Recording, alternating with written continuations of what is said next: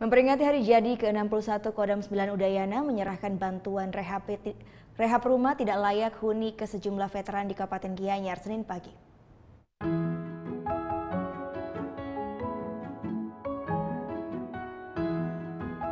Bertempat di Banjar Tampat, Desa Batu Bulan Kangin, Gianyar, Pangdam 9 Udayana menyerahkan bantuan rehab rumah tidak layak huni bagi sejumlah veteran. Bantuan ini merupakan kerjasama Kodam 9 Udayana dengan beberapa donatur yang bertujuan untuk meningkatkan kesejahteraan para veteran.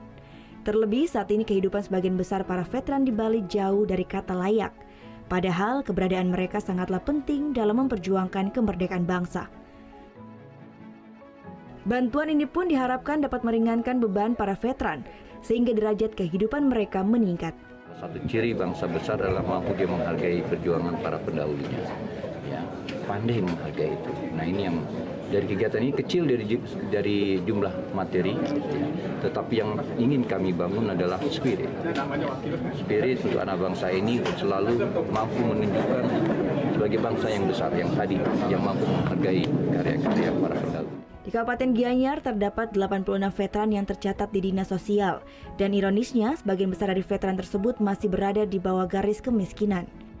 Tidak serta-merta ketika dia mengajukan permohonan langsung dibantu gitu. Jadi Dinas Sosial ada tim, diadakan verifikasi ke lapangan. Kalau memang sudah layak, kemudian dibantu.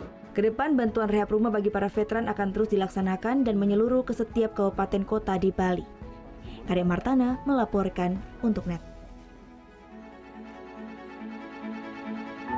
Oh ya beneran. Iya, oke.